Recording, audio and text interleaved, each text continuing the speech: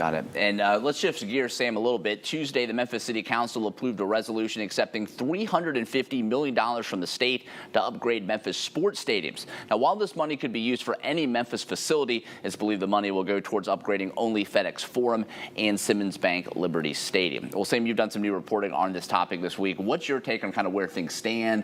Are we closer to a deal before Mayor Strickland leaves office, or do you think this is going to be something that Mayor-elect Young's going to inherit? Well, first of all, let's think about getting 5.5% interest or 5+% interest on $350 million for a second. That's what the city gets when they get to put this in a bank account. So getting this money is an important step, and you could actually get a couple extra millions out of this money while waiting for it.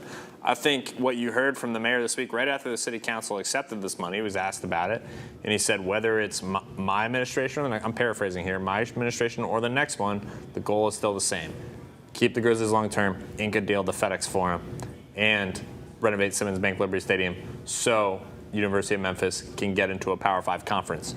Those words, my administration or someone else's, right? Right. That should tell us that he is not glued to the fact that he is going to get this done. And he may hand it to the next guy because rather than tie the guy's hands by only advancing one deal. And so I read that as it seems increasingly unlikely this gets done before he leaves office. And notice if that does happen, you know Paul Young has a lot of experience in neighborhood and community development. He helped with the Liberty Park development that just opened. He has downtown Memphis commission experience, obviously, as the outgoing president. Right. Based on his resume, how good do you feel that he would be the right man to be potentially inherit such a huge, important undertaking? Oh, I feel good about it. I mean, when you look at all the other candidates who were running for mayor at the top level, I think he stands out among those candidates as being able to deal with this kind of redevelopment project. I mean, he's done this kind of work before. So I don't think that's going to be the problem. I think what's going to be the issue here is the pressure that he's going to have if it doesn't get done by January 1st, to make sure it happens immediately.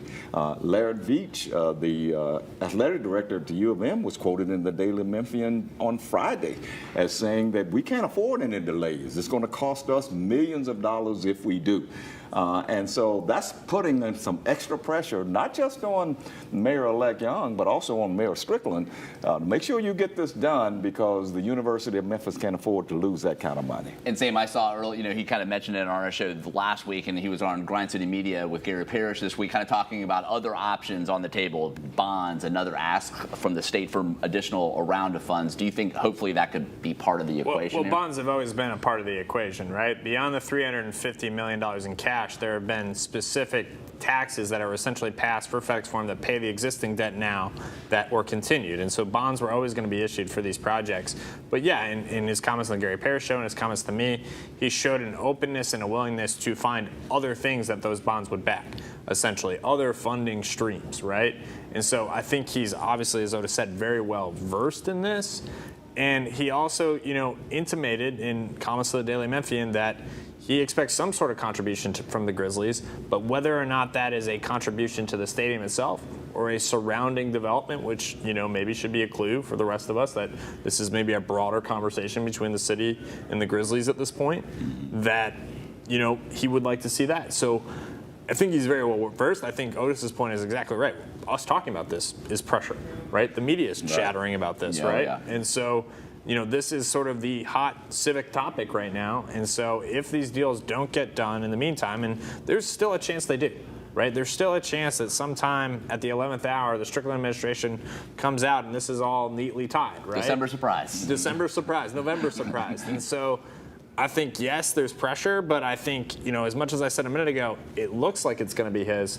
We don't know that yet.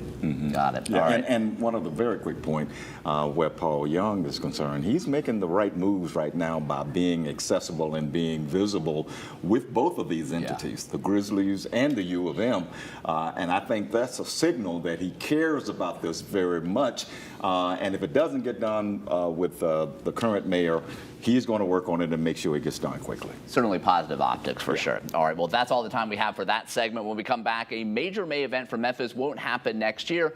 What's the future of Beale Street Music Festival, and maybe is there a potential plan B? You're watching ABC 24 This Week. Stay with us.